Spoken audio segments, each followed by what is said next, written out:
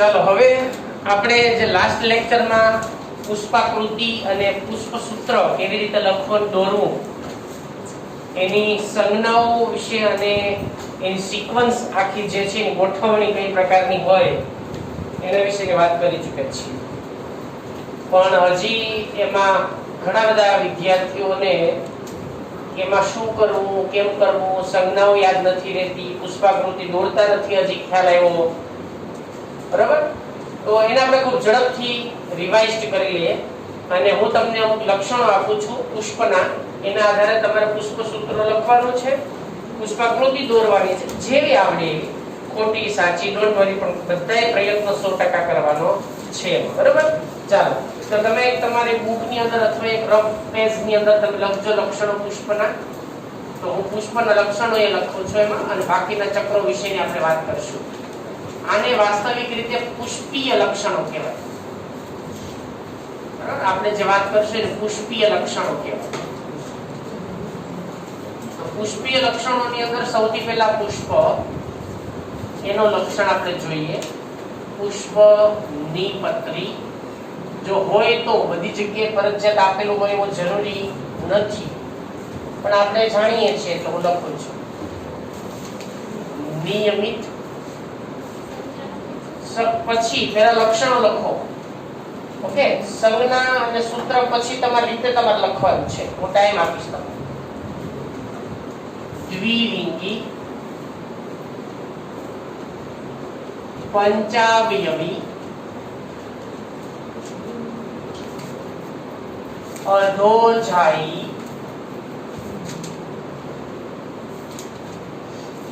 અને રંગીન. આમાંથી જે પુષ્પસૂત્રમાં છે સંજ્ઞા લક્ષણો આવતા હોય જે તમને આવડતા હોય તમારે કમ્પ્લીટ કરવાનું છે. પહેલા હું લક્ષણો લખું છું. વજ્ર ચક્ર, વજ્રપત્રો 5, મુક્ત, વ્યાવૃત, કલિકાંતર વિન્યાસ.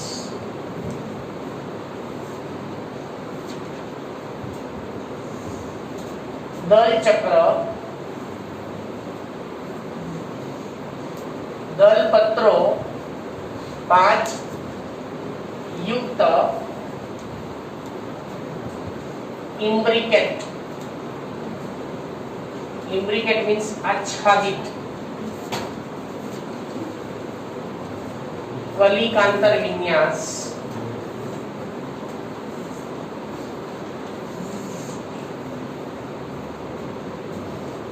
પુંકેસર ચક્ર,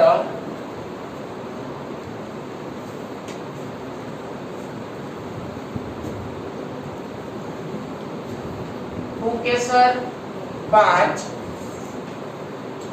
મુક્ત,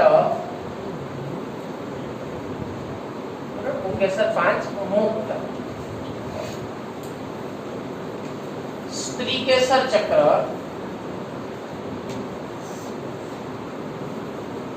સ્ત્રીકેસર 3 યુક્ત, 3 યુક્ત. બીજાશય ઉચ્ચસ્થ, બીજાશય ઉચ્ચસ્થ. અક્ષવર્તી જરાયુ વિન્યાસ.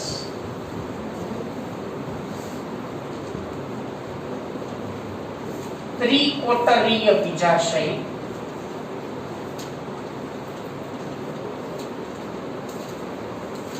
પ્રત્યેક કોટરમાં 2 અંડક.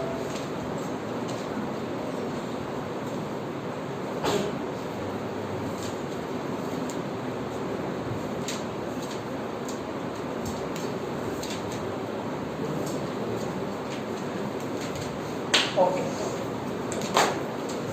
ચલો લેટ્સ સ્ટાર્ટ.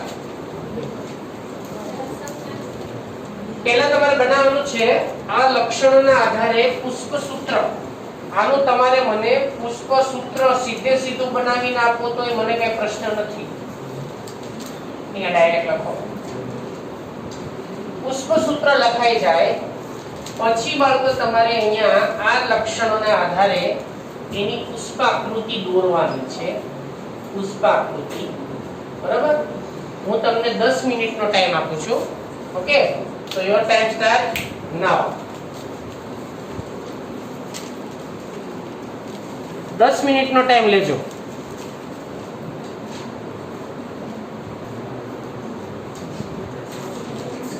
ચલો, તમે બધાએ કેવો પ્રયત્ન કર્યો આપણે જોઈએ. આ લક્ષણો છે આપણી પાસે. ઓકે, એના આધારે આપણે પુષ્પસૂત્ર બનાવવાનું છે.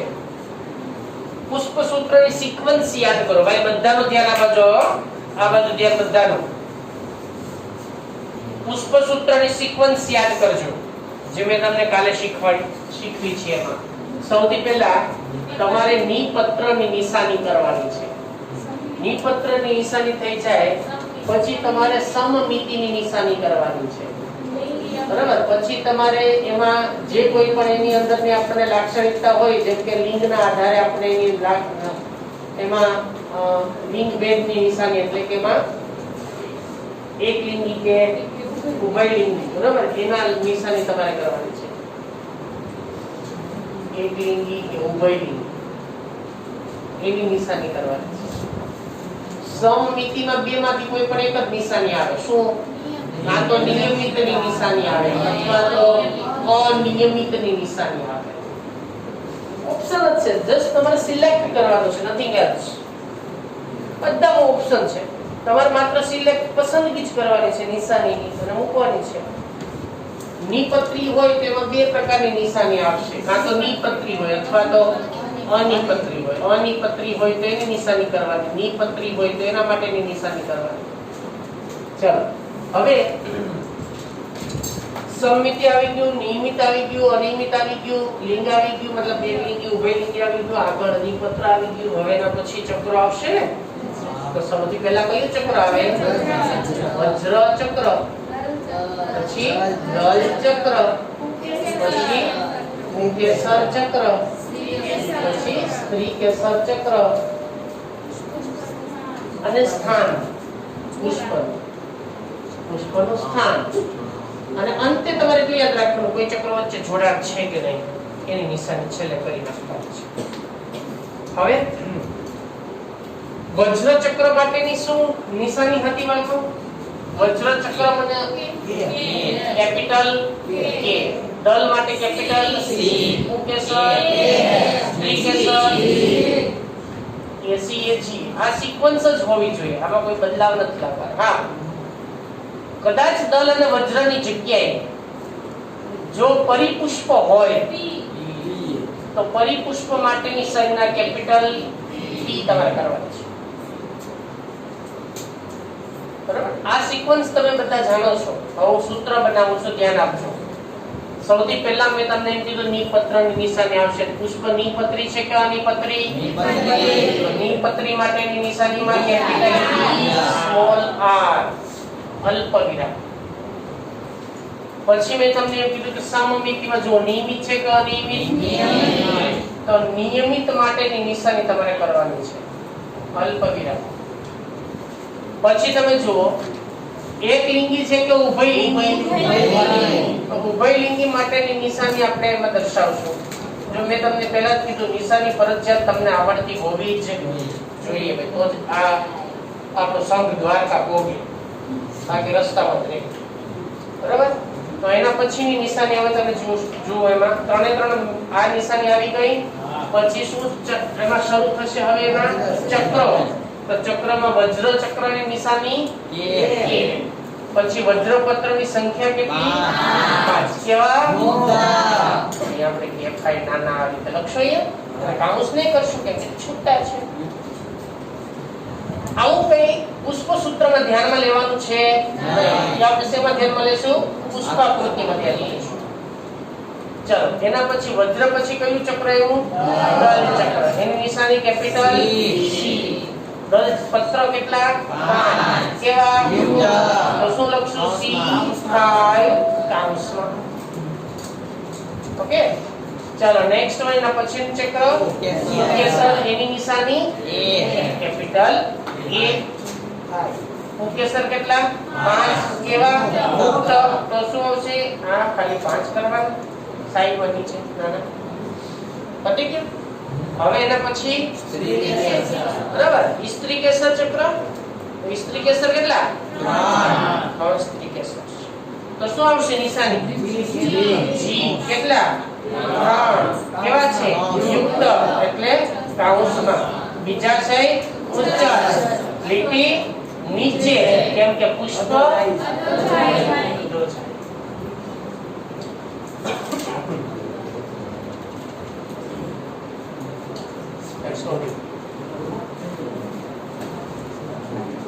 તમારું પુષ્પસૂત્ર કમ્પેર કરજો. ઘણા બધા સાચા હશે. કેટલા છે? Oh my God, very good, very good. બાકીના પ્રયત્ન પણ કેરો છે ખરો, સારો. ઓકે, હવે ખ્યાલ આવી ગયો બધાને કમ્પ્લીટ. ચાલો હવે આની પુષ્પાકૃતિ બનાવી આપણે. મેં તમને પહેલા જ કીધું પુષ્પાકૃતિમાં છે ને બાળકો બીજા શયથી આપણે બીજા શયનો આડો છે એટલે સ્ત્રી કેસરથી શરૂ કરવાનું.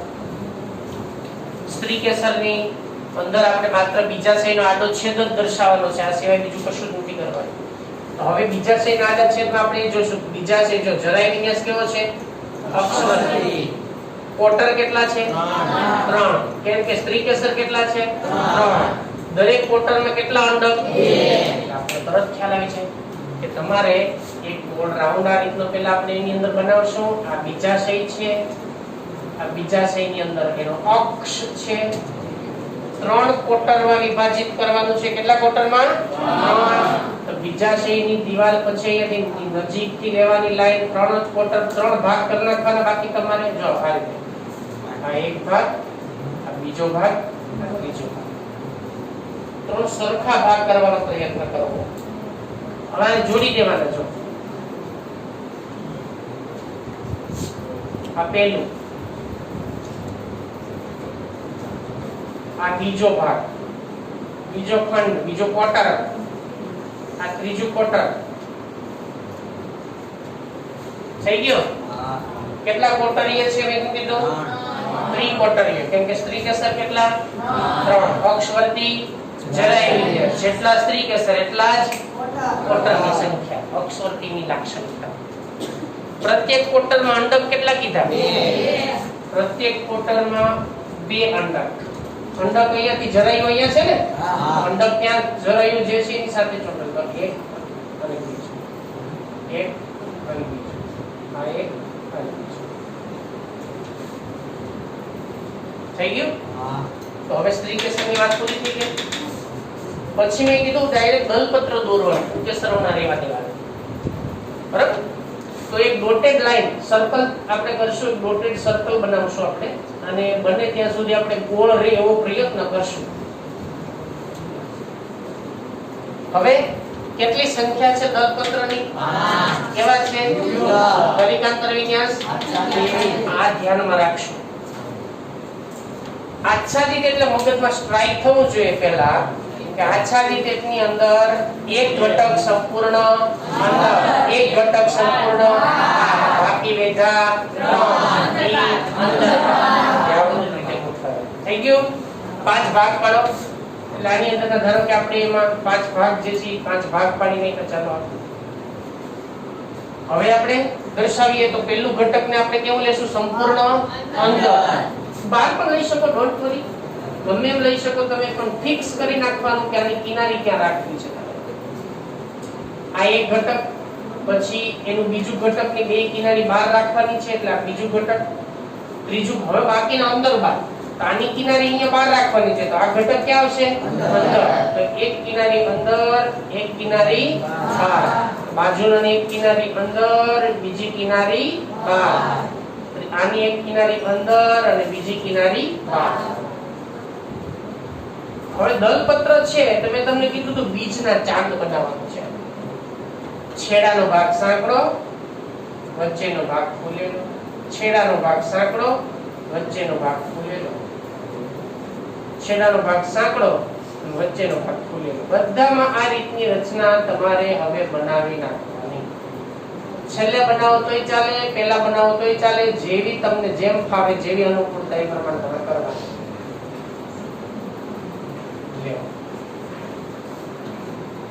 થઈ ગયું? ખાલી આંતર વિન્યાસ જ દોરવાનો છે, બીજું કશું જ નથી કરવાનું.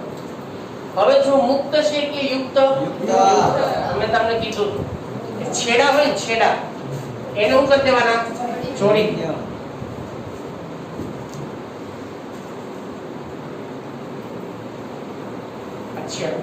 છેડા જોડાઈ. હવે વચ્ચે બાકી રાખ્યો આપણે કયું ચક્ર? કેટલા? કેવા?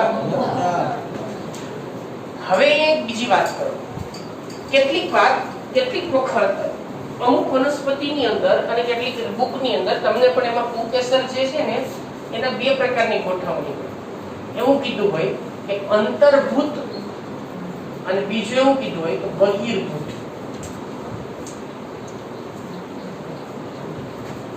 એટલે આ કઈ ભૂત નથી બની ગયો. હા, પણ અંતર્ગત ખરેખર વાસ્તવિક શબ્દ એવો છે, અંતર્ગત અને બહિર્ગત. પણ ઘણી જગ્યાએ ટ્રાન્સલેશન કર્યું હોય અંતર્ભૂત અને બહિર્ભૂત. આનો અર્થ શું થાય સમજો. મેં તમને કીધું હતું કે પુંકેસરની નિશાની છે તમારે આ પ્રકારે કરવાની છે ને પુષ્પાકૃતિની. હવે એમાં શું કરવાનું? આ બાજુનો જે છેડો છે ને એનું મુખ લઈ લો.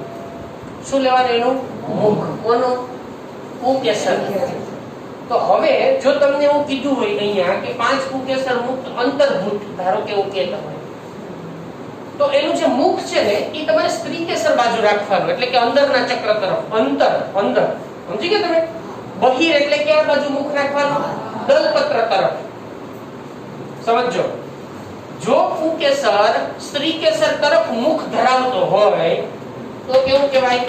અંતર્ભૂત. અને જો પુંકેસર દલપત્ર તરફ મુખ રાખી બેઠો હોય તો અહીંયા આપણે શું કીધું કે આ કેવું લઈએ આપણે? અંતર્ભૂત. તો કોના બાજુ મુખ હોય એનું? સ્ત્રીકેસર તરફ એનું મુખ હોય. તો આ રીતે જો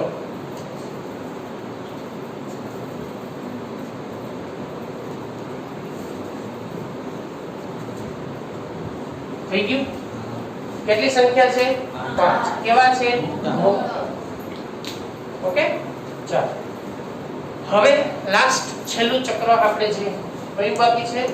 વજ્ર. વજ્રપત્ર કેટલા? 5. કેવા? મુક્ત. કેવા? કલિકાંતર. તો એક આની ફરતે 12 નું ચક્ર આપણે દોરવાનું છે, તો એના માટે આપણે એક બોર્ડર બનાવીએ.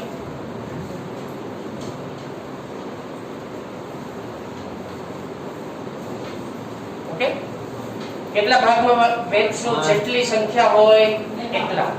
કેટલી સંખ્યા છે? 5. તો આ એક ભાગ, બીજો, ત્રીજો, ચોથો અને 5. 5 ભાગ પહેલા જોઈ લેવાનું. અહીંયા વ્યાવૃત છે. વ્યાવૃત એટલે શું?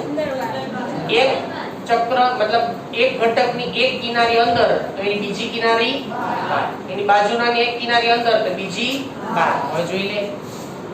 આ ઘટકની આ કિનારી અંદર રાખવાની છે, બીજી કિનારી બહાર રાખવાની છે. તો આ ઘટકની કિનારી અંદર, આની કિનારી બહાર. આની કિનારી અંદરની બાજુએ, આની કિનારી બહાર. આની કિનારી અંદરની બાજુએ, આની કિનારી જે છે બીજાની બહાર. બરાબર? આની કિનારી અંદરની બાજુએ અને બીજાની એની બીજું જે કિનારી આવશે એ બહાર. ચાલો, આ પ્રકારની કંઈક આપણને ગોઠવણી જોવા મળશે. મેં તમને પહેલા જ કીધું કે આ તો આને ટોપી બનાવો અથવા મુગટ બનાવો. It's for your choice. તમને જે સારું લાગે. બરાબર? તો આપણે એમાં સેન્ટર પોઈન્ટ લેવાનો એક આની વચ્ચેનો, બંનેને જોડી દો.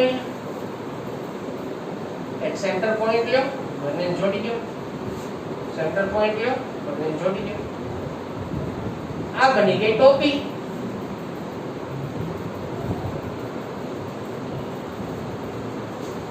શું થઈ ગયા? વજ્ર ચક્ર.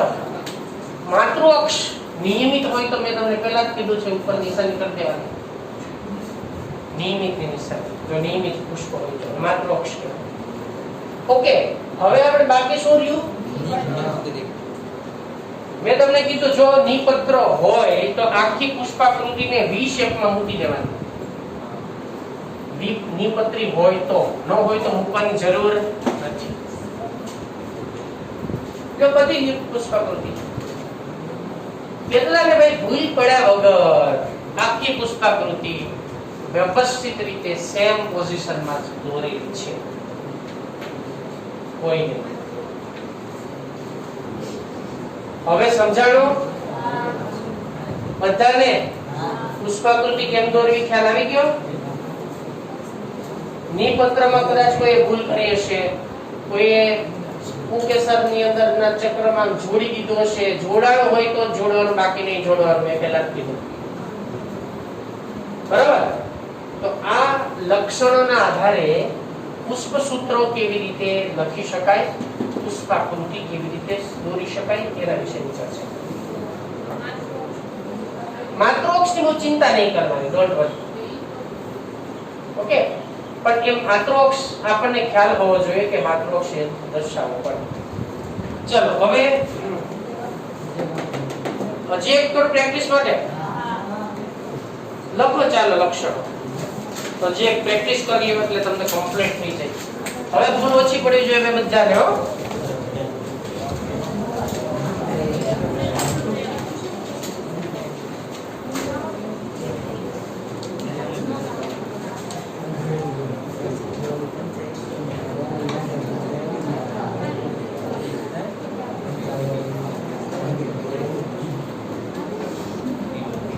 ચાલો આના લક્ષણોમાં હું ફેરફાર કરતો જાઉં છું. તમે નવા જ લખજો, હું આમાં જ ફેરફાર કરું છું. પુષ્પ અનિપત્રી, અનિયમિત, ઉભયલિંગી, પંચાવયવી વટેવરી રાખી આપણે. પુષ્પ અર્ધજાઈ રંગીન આપણે એમને લેવાથી. ઓકે?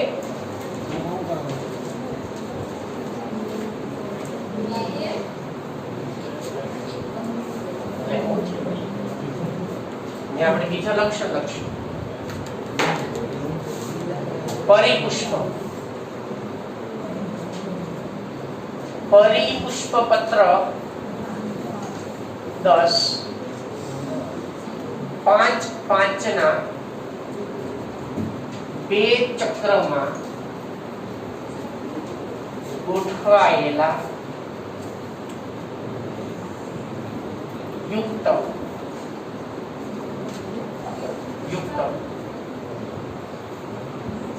બે ચક્ર બનાવવા. પુષ્પાકૃતિ કેટલા ચક્ર બનાવવાના? 2. જેમ આપણે વંદ્રના 5 ને દલના 5 બનાવતા હતા ને, બસ એવી જ રીતે પરિપુષ્પના 5 અને 5 બે ચક્ર બનાવવા. હા, ઉપર નીચે, અંદર બહાર. તારા સ્પર્શી કલિકાંતર વિન્યાસ.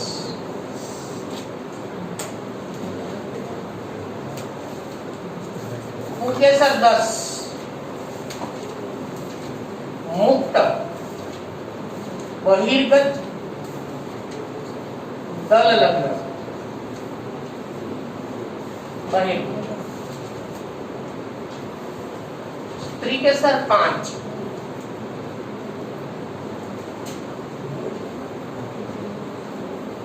મુક્ત બીજા છે ઉચ્ચસ્થ ચર્મવર્તી જરાય વિન્યાસ.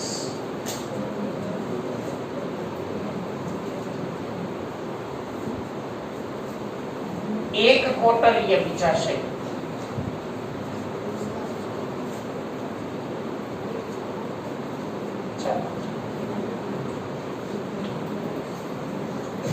Let's start. લક્ષણો અહીંયા છે. ઓકે? હા હા, સીધું પુષ્પસૂત્ર બનાવો. તમને તમારે લક્ષણ લખવાની જરૂર નથી. સમજો, તમે સીધું પુષ્પસૂત્ર લખો તો ટાઈમ બચે.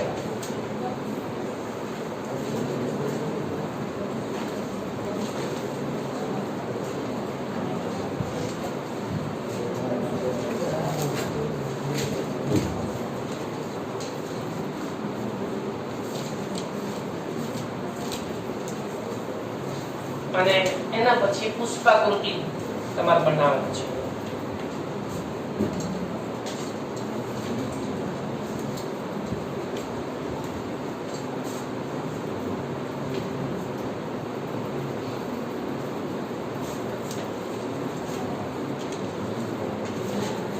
આટલી પ્રેક્ટિસ પછી જ બાળકો હવે આવડવું જોઈએ હો.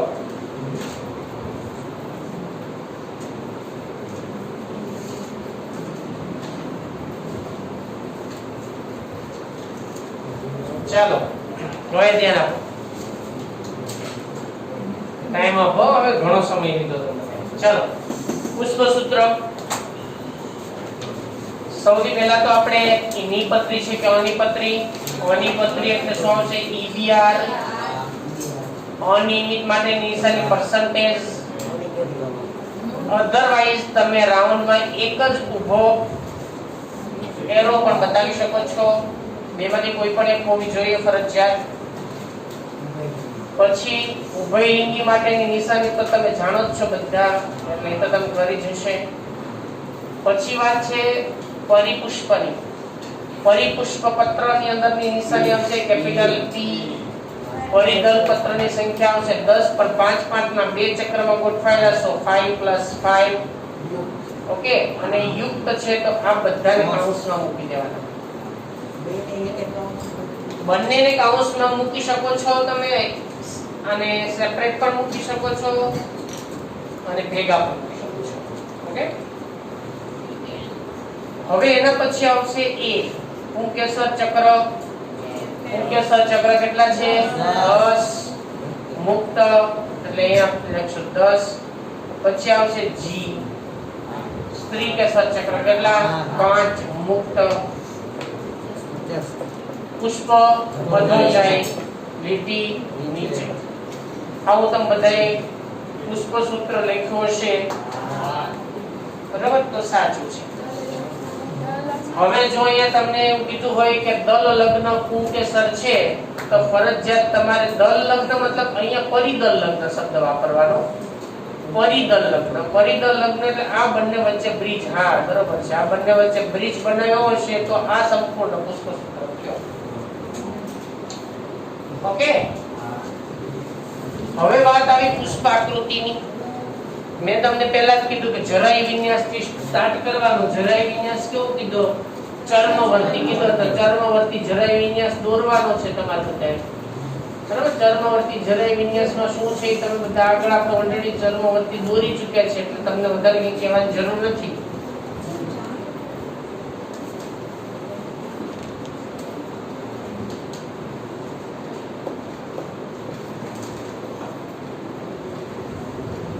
આ છે ચર્મવર્તી જરાય વિન્યાસ. પરિઘ વિસ્તારમાં અંડકોની ગોઠવણી જોવા મળે.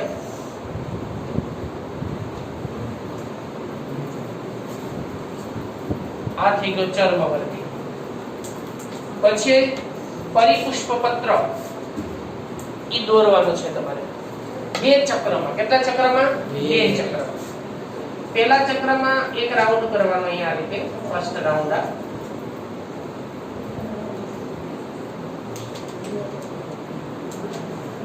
બરાબર? આ ફર્સ્ટ રાઉન્ડ. પછી સેકન્ડ રાઉન્ડ.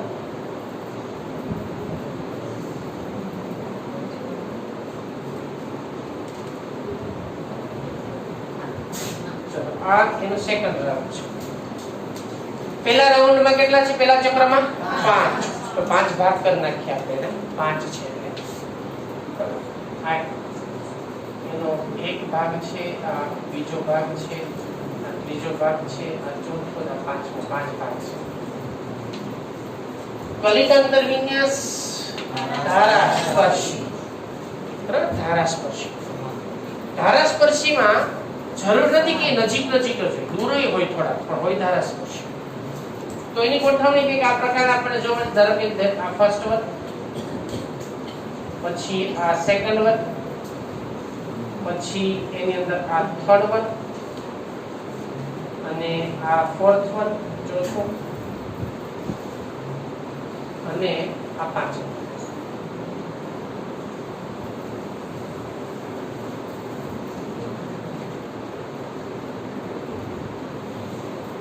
આ રીતે ગોઠવણી છે. મેં તમને પહેલા જ કીધું કે તમે કાકા અને વજ્ર દળ ગમે એવું દોરી શકો, પણ બને ત્યાં સુધી દળ જેવો જ દોરવાનો પ્રયત્ન કરો.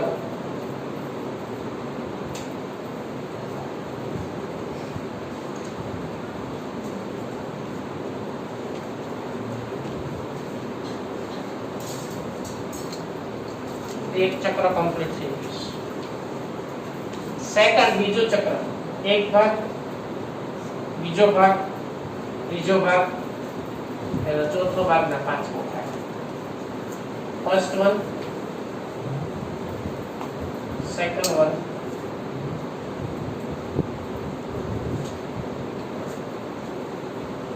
third, a fourth, and a fifth. बराबर 5. आ एक, बीजू, त्रीजू, चौथो, અને પાંચમો. બે ચક્ર 5 5 5 + 5. પછી હું કીધું આપણે આ બધા કેવા છે પાછા યુક્ત. હવે જો અહીંયા બે વસ્તુ આવે, યાદ રાખો. P5 + 5 and P5 + 5 આ બંનેમાં ઘણો તફાવત છે. સમજાય છે શું છે? ધ્યાન આપો. અહીંયા કીધું 5 5 પણ બધા જોડાયેલા છે. અહીંયા તમને એમ કીધું કે 5 આ જોડાયેલા છે, આ એની સાથે જોડાયેલા છે, બાકી બંને વચ્ચેનો કોઈ રિલેશન નથી જોડાયેલો. ખ્યાલ આવ્યો? આ નિશાનીનો અર્થ આવો લેવાનો, સમજો. અહીંયા આનું જોડાણ, અહીંયા આનું જોડાણ, અહીંયા આનું જોડાણ, અહીંયા આનું જોડાણ, આ બધાનું એકબીજા સાથેનું જોડાણ છે.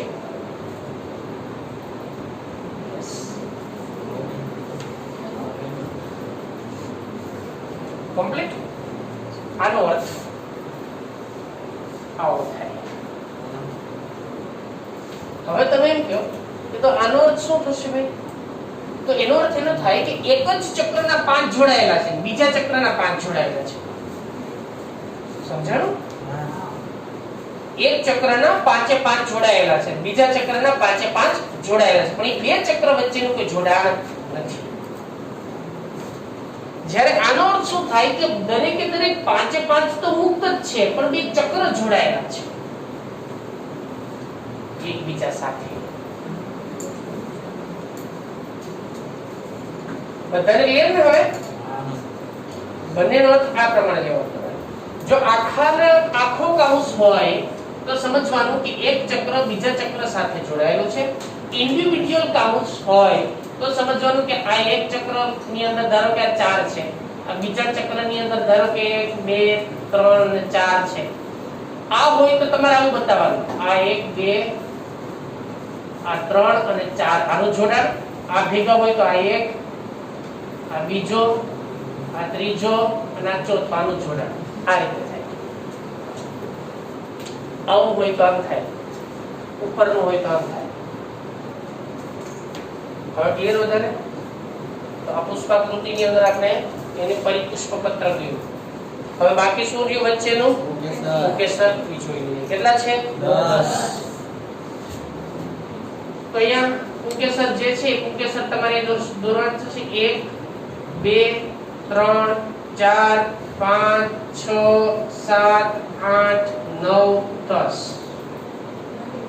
કેવા છે? બહિર્ભૂત છે, તો મોઢા બહાર રાખવા પડશે.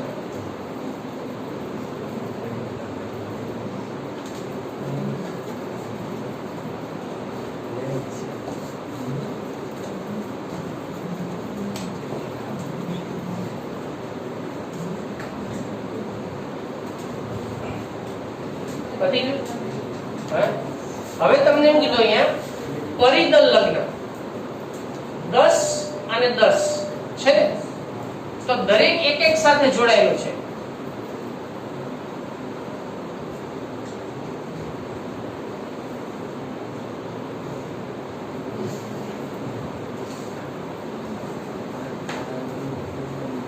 ઇન્ટરેસ્ટિંગ. નામ જાણો ને? ચલો આ 10 છે ટોટલ, આ પણ 10 છે, બધા પરિલગ્ન છે, પરિદલ લગ્ન છે. મતલબ કે એક પુંકેસર એક દલપત્ર સાથે જોડાયેલું, ઠીક, એક પરિદલપત્ર સાથે જોડાયેલું હોય કે નહીં? સમજાણો? એટલે આ આની સાથેનું જોડાણ, આનું આની સાથે, આનું આની સાથે, આનું આની સાથે, આનું આની સાથે, આ સાથે અને આની સાથે, આ બધા એક એક સાથે જોડાયેલા છે. ઓકે, જો પરિગલ્લગ્ન ન કીધું હોત તો કઈ નહીં, આ લીટી દોરી નહીં તો દોરવાની આપણે. હવે તમને એવું કીધું કે બધા પુંકેસર એકબીજા સાથે જોડાયેલા તો હા, તો પુંકેસર ને જોડ દેવાના. આ જે છે આ બધા વચ્ચે એમ જોડાણ બતાવી દેવાનું, કીધું હોય ત્યારે, ન કીધું હોય ત્યારે નહીં. સમજાયું બધાને? તો આ છે પુષ્પાકૃતિ જે આપણે દોરી નથી. હવે તમને આઈડિયા આવી ગયો છે કે આવી સરસ મજાની રંગોળી બને. ઘરે દિવાળીમાં ટ્રાય કરશો બધા. આવો એક લક્ષણ લઈને આમાં કલર, અલગ અલગ પ્રકારના કલર પણ બની જશે રંગોળી. જો બરાબર ને? ઓકે, તો હવે તમને ફાઇનલી એટલો ખ્યાલ આવી ગયો કે પુષ્પસૂત્ર, પુષ્પાકૃતિ કેવી રીતે લક્ષણોના આધારે આપણે બનાવી શકાય છે. હવે એના પછી આ બધું વસ્તુ આપણે પૂરી કરીને હવે આપણે કુળ વિશેની ચર્ચા કરશું. બરાબર? કુળ. તો આપણા સિલેબસની અંદર 3 કુળ વિશેની વાત છે, જેમાં આપણે 3 વનસ્પતિના કુળ વિશે ભણવાનું છે.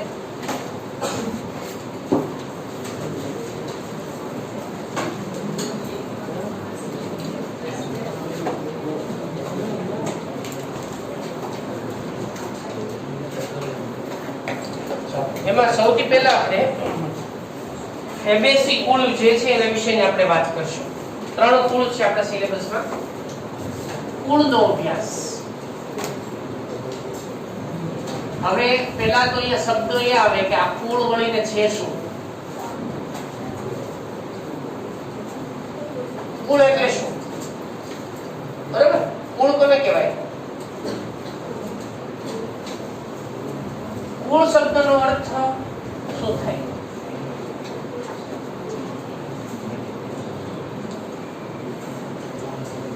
સમાન લક્ષણો ધરાવતી પ્રજાતિના સમૂહને કુળ કહે છે. બીજો પ્રશ્ન તમને પાછો એમ થાય ને ભાઈ આ પ્રજાતિ વળી શું છે? બરોબર ને? તો પ્રજાતિ એટલે કે સામાન્ય પૂર્વજ ધરાવતી જાતિના સમૂહને પ્રજાતિ કહેવાય. હવે ન પૂછતા જાતિ શું છે?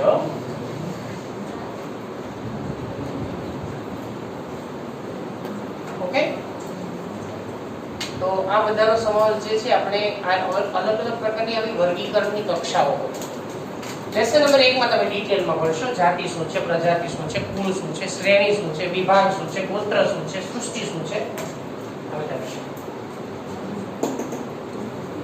જાતિ તમને બધાને તમારું વૈજ્ઞાનિક નામ ખ્યાલ હશે છે ને? તમારું વૈજ્ઞાનિક નામ શું છે ભાઈ?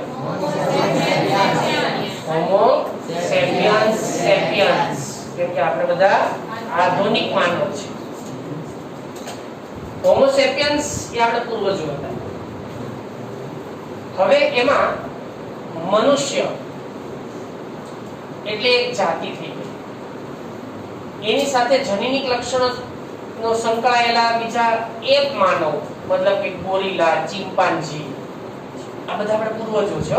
હજી ઘણા એના લક્ષણો ભૂલ્યા ન હોય. સમજી ગયા છો તમે? જાતિના સમૂહની વાત કરી છે. તો આપણે બધા એક જ જાતિના સજીવો છે. બરાબર?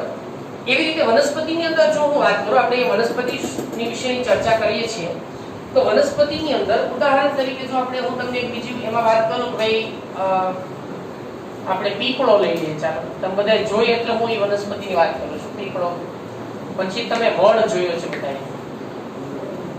જોયો ને? તો પીપળો છે, વડ છે, આ તમે જોઈ છે. પીપર એટલે એમાં નાની વડવાઈ હોય, વડમાં મોટી લાંબી વડવાઈ હોય. ખબર છે ને? પીપર હોય, પીપર એમાં ટૂંકી વડવાઈ હોય, પીપર કહેવાય. તો પીપળો છે, વડ છે, પીપર છે, આ બધી વનસ્પતિ છે. હવે તમે જુઓ, પીપળાનું વૈજ્ઞાનિક નામ તો કે ફાઇકસ.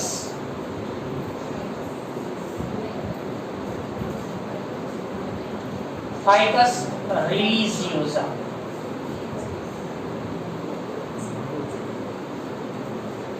વડનું વૈજ્ઞાનિક નામ તો કે ફાઇકસ બેંગાલેન્સિસ. પીપળનું વૈજ્ઞાનિક નામ ફાઇકસ સીલા. હજો બાળકો ત્રણે ત્રણમાં એક કોમન શબ્દ શું આવ્યો છે? So that is the પ્રજાતિ. ઓકે, ફાઇકસ શું છે? પ્રજાતિ. રિલિજિયોસા શું છે? જાતિ. બેંગાલેન્સિસ શું છે? જાતિ. સીલા શું છે? જાતિ. એટલે એ કોઈ બેન વિશે વાત નથી કરતા આપણે, સીલા બેન વિશે, પણ આપણે જસ્ટ અહીંયા બરાબર જાતિ છે. તો જાતિ જાતિ જાતિ, પણ એની બધાની પ્રજાતિ એક જ છે. લખો વજો વ્યાખ્યા જો. સમાન પૂર્વજ ધરાવતી જાતિના સમૂહને શું કહેવાય? પ્રજાતિ. તમને ખ્યાલ આવે કે પ્રજાતિ શું છે? આ ત્રણે જાતિનો એક જ સમૂહ છે. કોણ? પ્રજાતિ. હવે આ પ્રજાતિને આવી ઘણી બધી લક્ષણો ધરાવતી પ્રજાતિ, બરાબર, ઘણા બધા લક્ષણો ધરાવતી પ્રજાતિ, એને એક કુળમાં મૂકવામાં આવે છે. તો આ આપણે ફાઇકસ એક પ્રજાતિ છે. આવી બીજી કોઈ પણ એક પ્રજાતિ જે છે એના વિશે ધારો કે આપણે વાત કરીએ ભાઈ કે મોરસ, આ એક પ્રજાતિ છે. આલ્બા એની જાતિ છે. આ વૈજ્ઞાનિક નામ શેતુરનું છે. શેતુર ખરા છે ને? શેતુર એનો વૈજ્ઞાનિક નામ છે. લાલ ને નથી આવતા, લાલ રંગના નામ ખાતા છે. મોરસ, બરાબર. મોરસ આલ્બા. આલ્બા શું છે? જાતિ છે. મોરસ શું છે? પ્રજાતિ છે. તો જો અહીંયા આ એક પ્રજાતિ થઈ, આ પ્રજાતિ થઈ, તો બે પ્રજાતિ થઈ જુદી જુદી. આના લક્ષણો સમાન. તો સમાન લક્ષણો ધરાવતી પ્રજાતિના સમૂહને શું કહેવાય? કુળ.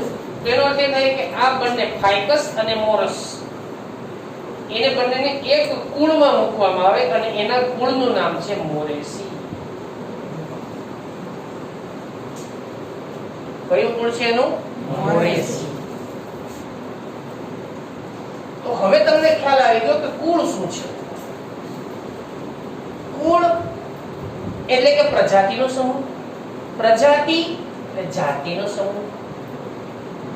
જાતિમાં અલગ અલગ પ્રકારના પ્રાણીઓનો સમાવેશ થાય. બરાબર. એટલે આ રીતે આપણે વનસ્પતિની અંદર કુળનો અભ્યાસ કરીશું. કુળ એટલે શું ભાઈ? તો કે સમાન લક્ષણો ધરાવતી પ્રજાતિના સમૂહને શું કહેવાય? કુળ કહેવાય. હવે તમને ખ્યાલ આવી ગયો છે કે હું શું કહેવા માંગુ છું. ઓકે, ચાલો હવે આપણા સિલેબસની અંદર આપણે જે કુળ છે, ત્રણ કુળ, તેના વિશે આપણે વાત કરીશું. કુળ શું છે તમને ખ્યાલ આવી ગયો છે. આ બધું તમે પહેલા ચેપ્ટરમાં ભણશો જ, એટલે અહીંયા તમારે એના વિશેનો કોઈ લખવાની આવશ્યકતા મને નથી લાગતી. લેસન નંબર 1 11મા ધોરણનું જ્યારે ભણશું ત્યારે એની અંદર તમે આ બાબતની ડિટેલમાં ચર્ચા કરશો.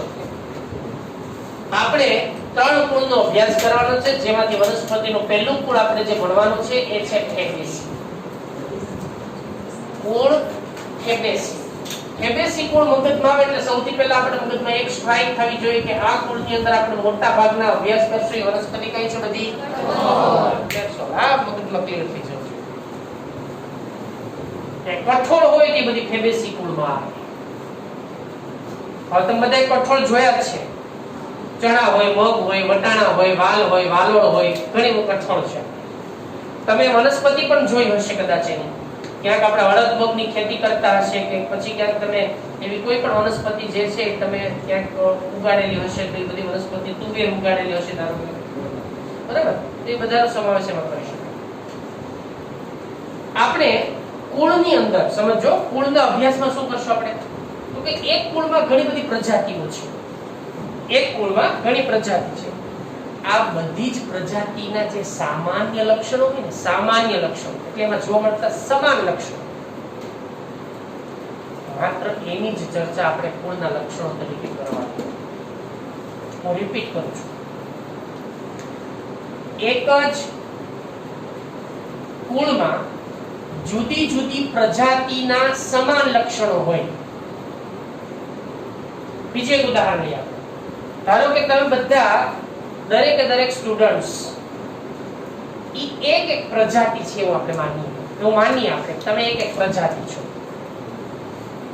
તમારા બધાની અંદરના અમુક કોમન કેરેક્ટર્સ હોવાના છે, બધામાં સમાન લક્ષણો કેટલાક હોવાના છે, બરાબર? તો એ સમાન લક્ષણો જે છે ને એના આધારે તમને એક કુળમાં મૂકી શકાય, એ લક્ષણોના આધારે.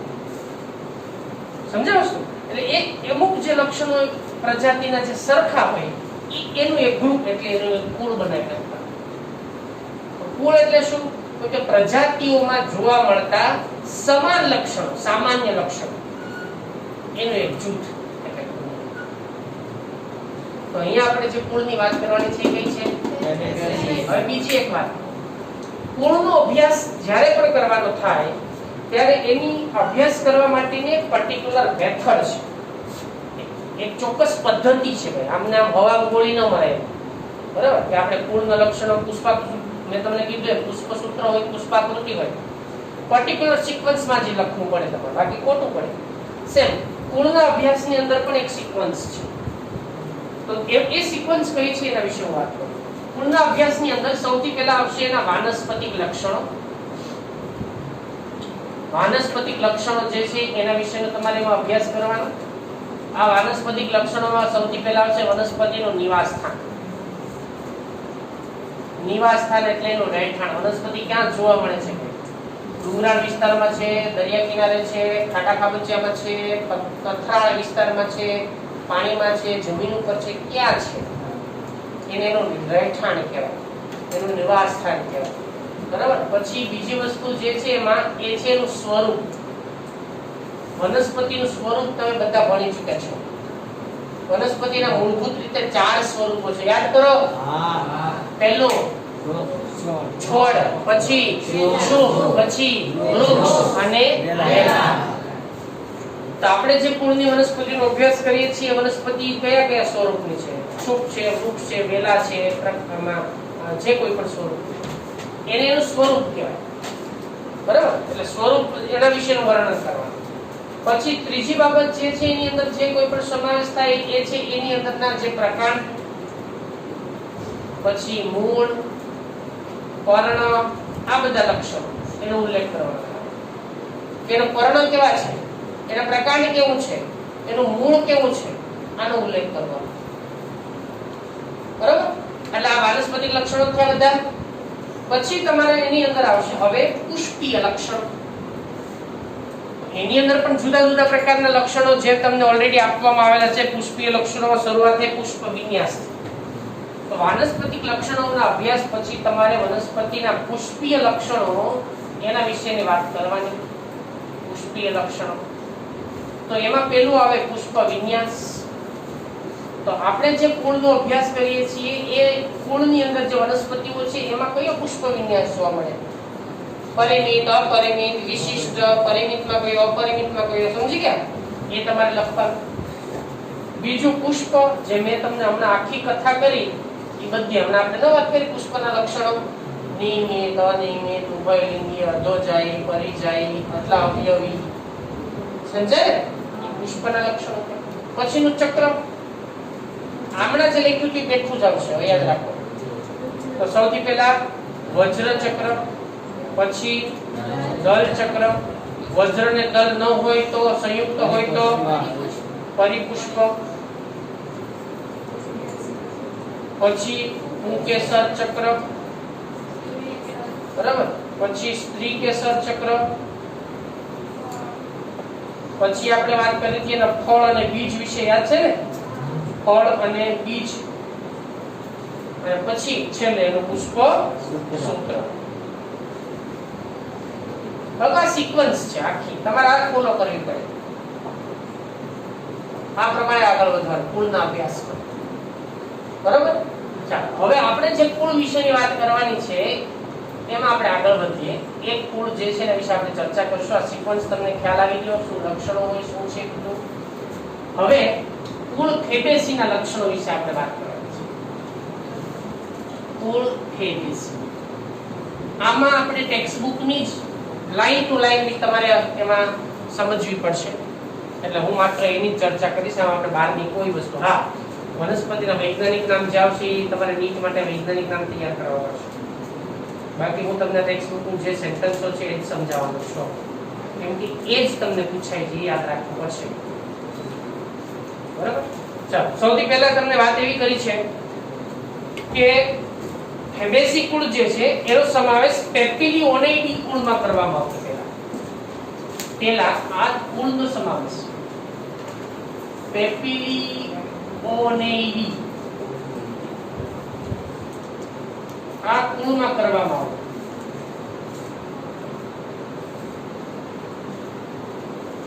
વાસ્તવિક રીતે આ ફેબેસી જે કુળ છે એ કુળ લેગ્યુમિનોસી કુળનું ઉપકુળ હતું પહેલા વર્ગીકરણમાં. બરાબર? પહેલા વર્ગીકરણમાં આ કુળ લેગ્યુમિનોસી અથવા મિનોસી જે લખો બધું સાચું છે કુળનું ઉપકુળ છે. ઉપકુળ એટલે એ કુળ પછીનું ઉપકુળ, પણ અત્યારે નથી. નવા વર્ગીકરણ પદ્ધતિ આ જૂની વાત છે. આ જે મેં બે વાત કરી તમને જૂના વર્ગીકરણ પદ્ધતિ પ્રમાણે છે. નવી પ્રમાણે હવે એક કુળ ફેબેસી થઈ ગયું છે. આપણે જે કુળનો અભ્યાસ કરીએ છીએ, જે વનસ્પતિનો અભ્યાસ કરીએ છીએ એ બેન્થામ અને હુકર નામના બે વૈજ્ઞાનિક, બેન્થામ એન્ડ હુકર, હુકર હો કુકર નહીં, હુકર, આ જે બે વૈજ્ઞાનિકો છે આ વૈજ્ઞાનિકો દ્વારા જે વનસ્પતિનો અભ્યાસ કેવી રીતે કરવામાં આવે એની જે રૂપરેખા આપીને આપણે અભ્યાસ કરીએ છીએ. ભારતની અંદર બેન્થામ હુકરના વર્ગીકરણનો અભ્યાસ આપણે કરીએ છીએ. ભારત ઘણા રાષ્ટ્રો એવા છે કે જે બેન્થામ હુકરની વર્ગીકરણ પદ્ધતિ સ્વીકારીને એનો પ્રમાણે વનસ્પતિનો અભ્યાસ કરતા હોય છે. આપણે બેન્થામ હુકર પ્રમાણે અભ્યાસ કરીએ છીએ. બરાબર? ચાલો, હવે સૌથી પહેલી વાત જે તમને કરી છે એની અંદર કે એના વાનસ્પતિક લક્ષણો જે છે એ કયા કયા છે. એ પહેલા તમને એનું રહેઠાણ ક્યાં છે એના વિશેની વાત કરીએ. નિવાસ સ્થાન, પહેલું નિવાસ સ્થાન. નિવાસ સ્થાનની અંદર તમને એવું કીધું છે કે આ વનસ્પતિ વિશ્વમાં બધે જ વિસ્તરેલી છે, પથરાયેલી છે, ફેલાયેલી છે. એનો અર્થ શું થયો? વિશ્વમાં બધે જ લાગત પથરાયેલી હોય એવું. તો વિશ્વના મોટા ભાગના દેશોમાં આ વનસ્પતિ ઉગેલી જોવા મળે. ભાઈ કયો દેશ એવો ન હોય જેને કઠોળની જરૂર ન પડે? કયો તો બધામાં કઠોળની આવશ્યકતા છે ને, દરેકને કઠોળની જરૂર છે. ચણા, મગ હોય કે કોઈ પણ એવું વસ્તુ હોય, કઠોળ વગર શક્ય નથી. પ્રોટીન તો હોવાનું છે ને. કઠોળ પ્રોટીનનો મુખ્ય સ્ત્રોત કઠોળ છે, આપણે જાણીએ છીએ. તો એનો અર્થ એ થાય નિવાસ સ્થાનની અંદર જે વાત કરી છે કે સમગ્ર વિશ્વમાં એ બધે ફેલાયેલી છે, પથરાયેલી છે.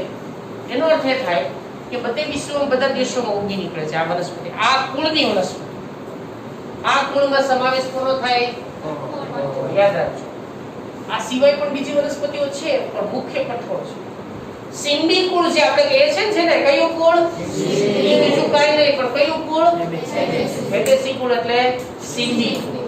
યાદ રાખો, અને સિંબી કુળ જ કહેવાય. આ જે કુળ છે એને સિંબી કુળ જ કહેવાય. હવે એના પછી વાત આવે છે કે વનસ્પતિ જે છે એના વાનસ્પતિક લક્ષણો કયા કયા છે. તો વનસ્પતિ એ વૃક્ષ, ક્ષુપ, છોડ અને મૂળ ગંડિકા ધરાવે છે. અને સ્વરૂપ પણ આવી ગયો અને મૂળ વિશેની વાત પણ આવી ગઈ. બરાબર? બીજું લક્ષણ હું બધું થોડું જુદું પાડીશ એમાં. સ્વરૂપ તો એક તો આમાં આ કુળમાં છોડ સ્વરૂપની પણ વનસ્પતિ છે. ઉદાહરણ તરીકે તમે બધા અડદ બગ જોયા છે? એના છોડ જોયા છે? આટલા આટલા થાય, આને છોડ કહેવાય. તુવેર, તુવેર જોઈ છે? તુવેર એ આટલી ઊંચાઈની થાય, એને ક્ષુપ કહેવાય. બીજું આની અંદર એક વૃક્ષ પણ છે જેમ કે કરંજ. કરંજ નામની વનસ્પતિ નામ કદાચ તમે સાંભળ્યું કરંજ, એનું દાંતણ થાય અને એને ચાવીએ એટલે થોડીક આપણને તીખી અને તુરી લાગે કરંજ. તો આ વનસ્પતિ વૃક્ષ સ્વરૂપે છે. બીજી એક સુશોભિત વનસ્પતિ છે જેનું નામ છે ગ્લિરિસિડિયા.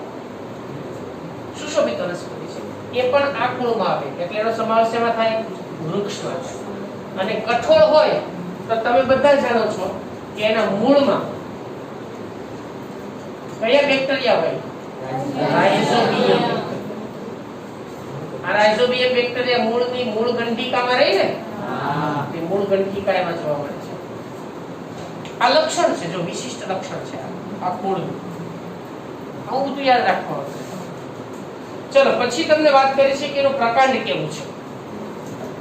હવે કેટલીક વનસ્પતિ એવી છે બાળકો આમાં કે એનું જે પ્રકાંડ છે એ સીધું ટટ્ટાર પર છે, સીધું અને ટટ્ટાર પર છે. જેમ કે તમે એની અંદર મેં હમણાં તમને વૃક્ષ કીધું, વાલોળની આપણે વાત કરીએ બરાબર, તો એ ધારો કે એની અંદર આપણને ઘણા વેલા હોય. તમે એની અંદર બાકી ઘણી બધી વનસ્પતિ જેમ કે ચણોઠી નામ સાંભળ્યું ને? ચણોઠી, તો ચણોઠી આ જ કુળની વનસ્પતિ છે, એનોય વેલો થાય બરાબર, ચણોઠીનો વેલો થાય. તો એનું પ્રકાંડ ટટ્ટાર હોય નહીં, કેવું હોય? નબળું હોય. તો એ આરોહી વેલા સ્વરૂપની પણ હોય. અહીંયા આપણે વૃક્ષ પછી વસ્તુ લખવાની રહી ગઈ કે આરોહી વેલા સ્વરૂપે પણ હોય. અને એનું પ્રકાંડ જે છે તો એ ઘણાનું ટટ્ટાર અને સીધું પણ હોય, કેટલાકનું નબળું અને આરોહી પણ હોય. ટટ્ટારની અંદર વાત કરીએ તો વૃક્ષ જેમ કે કરંજ છે, ગ્લિરિસિડિયા છે બરાબર. પછી તમે એની અંદર મગ કે અડદ લઈ લો, તુવેર લઈ લો, તો એ ટટ્ટાર વનસ્પતિ ઊભી હોય. કેટલીક વનસ્પતિ એની અંદર આપણને વેલા સ્વરૂપે પણ જોવા મળે છે. આ એની વાત. જો ટેક્સ્ટબુકનો શબ્દ સમજો ખાસ, એટલે હું તમને આ બધી એમાં એક એક શબ્દ સમજાવું છું. હવે એના પછી આવે છે પર્ણની રચના. હવે પર્ણ આમાં સાદા પણ હોય અને સંયુક્ત પણ હોય, બે પ્રકારના હોય પર્ણ જોવા મળે. હવે જો સંયુક્ત હોય તો પાછા બે પ્રકારના હોય. સાદા હોય તો આપણને ખ્યાલ આવી ગયો સાદા પર્ણ છે, એકાંતરે ગોઠવાયેલા હોય, એકાંતરિત હોય, તો ખબર આપણે ખ્યાલ આવી ગયો. હવે સંયુક્ત પર્ણ હોય તો સંયુક્ત પર્ણની ગોઠવણી કઈ પ્રકારની ભાઈની અંદર જોવા મળશે? તમને કીધું છે કે પર્ણ પક્ષવત પીછાકાર. પક્ષવત એટલે કેવા? પીછાકાર. સંયુક્ત પક્ષવત, પક્ષવત એટલે પીછાકાર પ્રકારના જોવા મળે. બરાબર. અને બીજી વસ્તુ તમને એમાં એક સેન્ટેન્સ એવું લખ્યું છે કે એનો પર્ણતલ બરાબર, પર્ણતલ અને પર્ણવૃંત જે છે એ આપણને કેવો જોવા મળે છે? વૃંત તલીય પર્ણ હોય ને ફૂલેલો હોય, ને પીનાધાર પર્ણ કહેવાય. પીનાધાર પર્ણ વૃંત તલીય, આવા બધા શબ્દ છે. હવે એનો શું થાય સમજો. તમે આ વનસ્પતિના જે પર્ણ જોશો ને તો આ પત્રાક્ષ છે. પત્રાક્ષ ઉપર પર્ણિકાઓ ઉત્પન્ન થયેલી હોય, આને પીછાકાર પર્ણ કહેવાય. સમજાવ છો? અને પીછાકાર કહેવાય. ઘણામાં આ પ્રકારની રચના પણ હોય.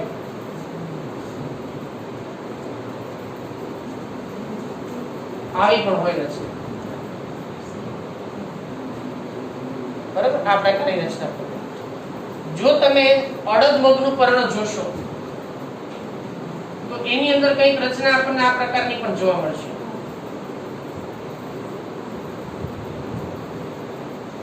આ પ્રકારની રચના અને પીછાકાર કહેવાય. પછી શબ્દ અહીંયા જે વાપરું છું કે ભાઈ પર્ણ જે છે એની અંદર તો વૃંત તલી અથવા તો પીનાધાર હોય. એનો અર્થ એ થાય કે એનો જે છેડાનો ભાગ છે ને અહીંયા એ થોડો ફૂલેલો તમે જોજો. કેવો હોય? થોડો ફૂલેલો હોય. આને પીનાધાર કહેવાય. બરાબર. પીનાધાર નો અર્થ એ જ થાય, પર્ણ વૃંત તલી નો અર્થ એ જ થાય કે એની અંદર પર્ણતલનો ભાગ જે છે એ થોડો ફૂલેલો હોય, ફૂલેલો હોય, બરાબર? આનો અર્થ એ પ્રકાર કરવાનો છે. બીજું આ ઉપપર્ણીય અને જાલાકાર શિરાવિન્યાસ. સીધી વાત છે કે ભાઈ સાદું પર્ણ હોય અને દ્વિદળી વનસ્પતિ છે તો પર્ણમાં જાલાકાર શિરાવિન્યાસ જ જોવા મળે. જાલાકાર શિરાવિન્યાસ અને પર્ણ કેવું છે? ઉપપર્ણીય. ઉપપર્ણીય એટલે શું? ઉપપર્ણીય પર્ણ કોને કહેશું? જે પર્ણમાં ઉપપર્ણ હાજર હોય. ઉપપર્ણ એટલે ખબર છે ને? પર્ણના કક્ષમાંથી ઉદ્ભવતી નાના બે પાર્શ્વીય બહિર્ભૂત ભેદને શું કહેવાય? ઉપપર્ણ. ઉપપર્ણ હાજર તો ઉપપર્ણીય, ઉપપર્ણ ગેરહાજર અનુપર્ણીય. તો આ પર્ણના લક્ષણો થયા. ફરીવાર રિપીટ કરીએ, ધ્યાન આપો. અહીંયા પર્ણ સાદા, એકાંતરિત, સંયુક્ત, પીછાકાર અથવા પક્ષો, તીનાધાર, પર્ણવૃત્તલીય, જાલાકાર શિરાવિન્યાસ અને ઉપપર્ણ. ચલો આમાં કોઈ શબ્દ બનો ખ્યાલ આવ્યો છે? કોઈ? હા, વૃંતતલી એટલે જેનો નીચેનો પર્ણતલનો ભાગ કેવો હોય? ફૂલેલો છે. ઓકે, એના ચલો એના પછી તમને જે લક્ષણો એમાં દર્શાવેલા છે, હવે આપણે પુષ્પીય લક્ષણો વિશેની વાત કરશું. એના પુષ્પીય લક્ષણો કયા કયા પ્રકારના છે? તો પુષ્પીય લક્ષણોમાં સૌથી પહેલા આપણે વાત કરશું કોના વિશે ભાઈ? પુષ્પ વિન્યાસ. તો ફેબેસી કુળમાં પુષ્પ વિન્યાસ જે છે કયા પ્રકારનો હોય? અપરિમિત પ્રકાર. અપરિમિતમાં અલગ અલગ પ્રકાર છે. અલગી, શુકી, માંસલ શુકી, નીલમ શુકી, છત્રક, સ્તબક વગેરે. યાદ છે ને? હા. ઓકે, ચલો એના પછી પુષ્પ. પુષ્પના લક્ષણોમાં કેટલા કેટલા જુઓ તમે. પુષ્પ અનિયમિત, પહેલી વસ્તુ. દ્વિલિંગી. અમુક લક્ષણો હું ઉમેરું છું. પંચાવયવી. અમુક લક્ષણો મેં કીધું તમને, અમુક લક્ષણો ઉમેરું છું. અને ઉપરી જાય.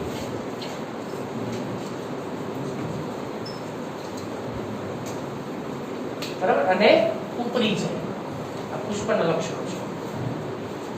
ચલો હવે એના પછીનું ચક્ર. પુષ્પ પછી શું આવશે? હવે વજ્ર ચક્ર. તો તમને એ વાત કરી છે કે વજ્રપત્ર 5 કેવા? યુક્ત અને આચ્છાદિત કલિકાંતર વિન્યાસ. 5 યુક્ત અને કેવો કલિકાંતર વિન્યાસ? આચ્છાદિત એટલે કેવો? ઇમ્બ્રિકેટ કલિકાંતર વિન્યાસ. દલ ચક્ર વિશેની વજ્રની વાત થઈ. હવે દલ ચક્ર. દલ ચક્રમાં યાદ કરો, પતંગિયાકાર યાદ છે તમને? હા. પતંગિયાકારમાં આપણે દલપત્ર 5 એવું કીધું હતું. દલપત્ર કેટલા? 5. 3 રચના હોય. એક હોય મોટું ધ્વજક, બીજું હોય સ્પક્ષક અને ત્રીજું હોય નવતલ. યાદ છે ને? સેમ રચનામાં જોવા મળે છે આ કુળમાં. ફેબેસી કુળની વિશિષ્ટતા એમાં પતંગિયાકાર પ્રકારનો જ કલિકાંતર વિન્યાસ હંમેશા હોય. ઈ સિવાય બીજો કોઈ કલિકાંતર વિન્યાસ એમાં હોતો જ નથી. તો તમને એવી વાત કરવામાં આવે છે એની અંદર પતંગિયાકાર હોય. એના પશ્ચ ભાગે આવેલું ધ્વજક, ધ્વજક 1, પશ્ચ ભાગે આવેલું, અગ્ર ભાગે આવેલું નવતલ 2, અગ્ર ભાગે આવેલા અને યુક્ત જોડાયેલા હોય. પાછા પશ્વ ભાગે આવેલા 2, આપણને પાર્શ્વ ભાગે આવેલા હોય છે અને સાઈડમાં આવેલા હોય છે.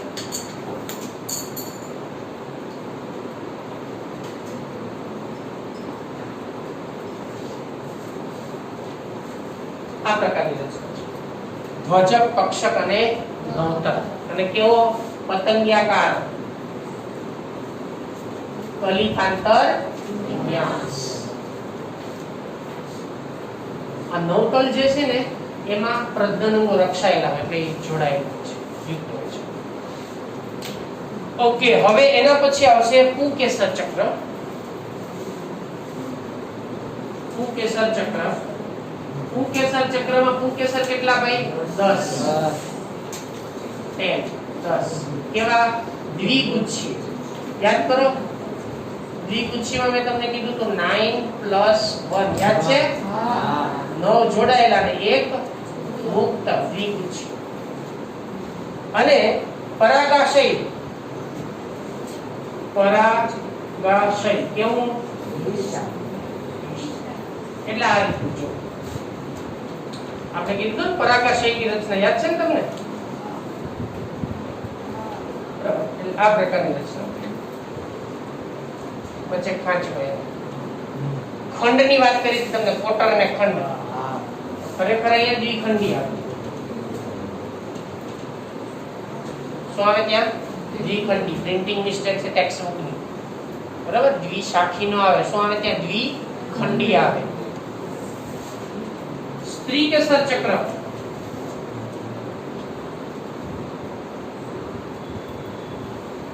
ચલો, સ્ત્રીકેસર કેટલા છે એમાં? એક સ્ત્રીકેસરીય સ્ત્રીકેસર. એક સ્ત્રીકેસરીય સ્ત્રીકેસર. સ્ત્રીકેસર એક જ છે. એક હોય તો મુક્ત યુક્તનો પ્રશ્ન કોઈ દી આવે? એ મુક્ત જ હોય. સ્ત્રીકેસર એક, બરાબર? આ બીજાશય ઉચ્ચસ્થ એટલે મેં એને લખ્યું પુષ્પ ઉપરી જાય. બીજાશય કેવો લખવાનો? બીજાશય ઉચ્ચસ્થ તો પુષ્પ શું આવશે? હા, સમજી ગયો. અધો જાય. ચલો, બીજાશય ઉચ્ચસ્થ. એક કોટરીય સ્ત્રીકેસર અને જરાય વિન્યાસ તારા વર્તી જરાય વિન્યાસ. એક કોટરીય બીજાશય. એક કોટર અને અંડકો ઘણા બધા. અનેક અંડકો. કોટરમાં અંડકો ઘણા. યાદ છે ને? તારાવર્તી યાદ છે ને? બાળવટાના સિંહમાં એક કોટરીય અનેક અંડકીય મેં કીધું તો તમને. તો આ એની રચના. હવે એના પછી આવશે એનું સ્ત્રી ફળ. ફળ કેવો આવશે? સિંહ પ્રકારનું ફળ. સિંહ ફળ એટલે સિંગ. સિંગ હોય એમાં, ખબર છે ને? વટાણાની સિંગ હોય, વાલોળની સિંગ હોય, પછી હા ઈ જ ફળ છે. સિંગ ઈ જ ફળ છે એમાં, યાદ રાખજો. એટલે તેને સિંહ ફળ કહેવાય, બરાબર? સિંગ જે છે ને ઈ ફળ છે, એટલે આપણે એને સિંગ ફળ કહેવાય. તો બીજું ફળ ક્યાં એમાં હોય? ઈ ફળ છે. સિંગ જે છે એનું ફ્રૂટ છે, ફળ છે. એટલે એમાંથી તો બીજ નથી નીકળતા આપણે. હે? વાલ વટાણા સિંગમાંથી દાણા નીકળે ને? કે દાણા કે બીજા ઉપરથી ટપકશે? એમાં જ નીકળશે. તેને ફ્રૂટ કહેશું, ફળ જ કહેવાય. બીજ, બરાબર? કેવું હશે એની અંદરનો હવે આપણે વાત કરશું તો બીજ એક કે ઘણા અને અભ્રૂણ હશે.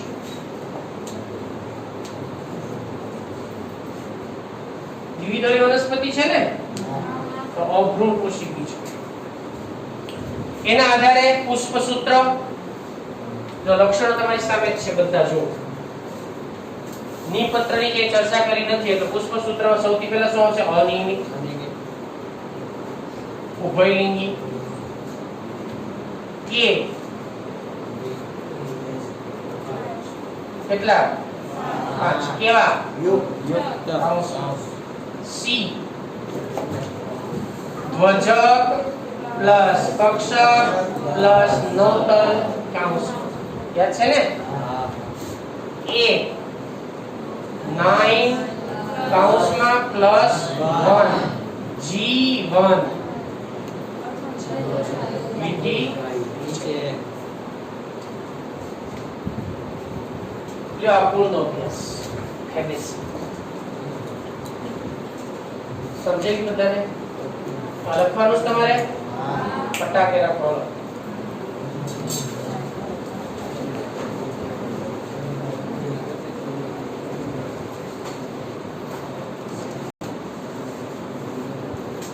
ચલો હવે આ કુળમાં સમાવિત વનસ્પતિ વિશેની વાત કરશું.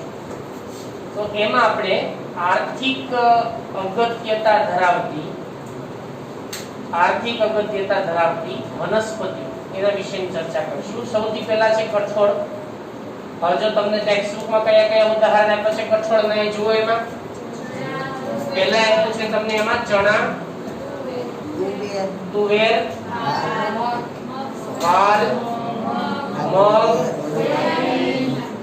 બરાબર, સોયાબીન એ ખાદ્ય તેલમાં છે.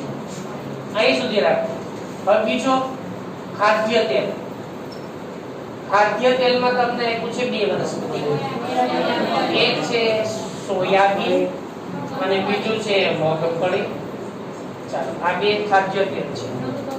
પછી તમને રંગક આપેલું છે ને. પછી રંગક તરીકે આપણે જે વનસ્પતિ તમને આપેલી છે એ છે ગળી. બરાબર, ગળી. ચલો પછી તમને એમાં રેસા આપેલું છે. ચોથું અલગ અલગ પ્રકારના રેસાઓ, ફાઇબર્સ. રેસાની અંદર તમને શણ આપ્યું છે. પછી એક શણ, હા એક જ આપ્યું છે ને. ઓકે. પછી તમને ઘાસચારો. ઘાસચારાની અંદર તમને ઈકળ આપ્યું છે અને ત્રિપત્રી આપ્યું છે.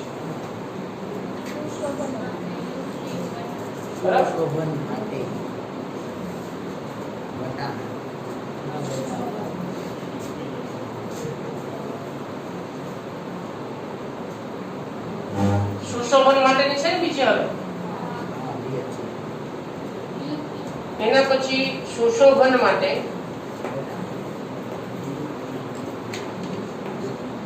એક કઈ છે લ્યુપિન અને વટાણા. પછી એક ઔષધીય માટે પણ તમને આપેલી છે. અહીંયા હું લખું છું એ ઔષધ માટે જેઠી મધ. આપણે જેઠી બેન નથી બનાવતા. હવે જો આ બધા તમારે નામ યાદ રાખવાના થશે. ચણાનું વૈજ્ઞાનિક નામ થશે સિસર એરિટિનમ. તુવેરનું વૈજ્ઞાનિક નામ થશે કેસેનસ કજેન. વાલ, બરાબર, વાલ વટાણા. મગ, વાલ થશે એની અંદર પીઝમની જે એક સ્પીસીસ છે, પીઝમ સ્પીસીસ. મગ, વિગ્ના રેડિયેટા. ખાદ્ય તેલની અંદર જો હવે આપણે વાત કરીએ તો સોયાબીનનું વૈજ્ઞાનિક નામ થશે ગ્લાયસિન મેક્સ.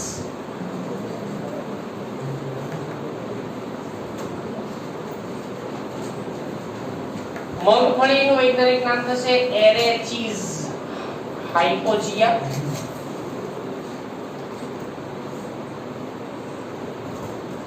ગળીનું વૈજ્ઞાનિક નામ થશે એની અંદર ઇન્ડિગોફેરા ટિંક્ટોરિયા. ઇન્ડિગોફેરા કોર્ડિફોલિયા ઘણા નામ છે.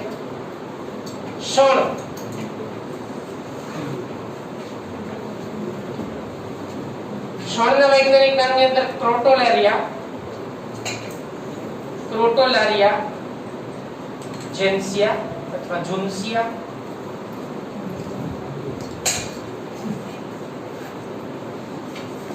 એનું નામ છે. ઘાસચારાની અંદર તમને ઈકળ એટલે કે સેસ્બાનિયા સસ્બાન એ આપેલું છે. ત્રિપત્રીનું વૈજ્ઞાનિક નામ જે તમને આપવામાં આવેલું છે, બરાબર, એ છે ટ્રાઇફોલિયમ. ટ્યુલિપ એની અંદરનું જે છે લ્યુપિન, બરાબર, લ્યુપિન જ રાખવાનું છે. આનું ટ્રાઇફોલિયમ રાખશો આપણે. ટ્રાઇફોલિયમ. આ લ્યુપિનનું વૈજ્ઞાનિક નામ પણ લ્યુપિન જ થશે. લ્યુપિનની જુદી જુદી જાતિનું છે. વટાણા પીસમ સટાઇવમ.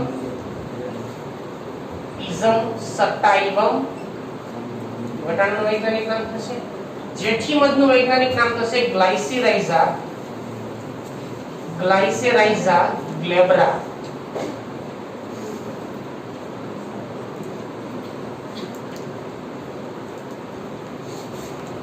હું સાહેબ આવું બધું લેવા તમે હા આ નીટ માટે પૂછાય છે.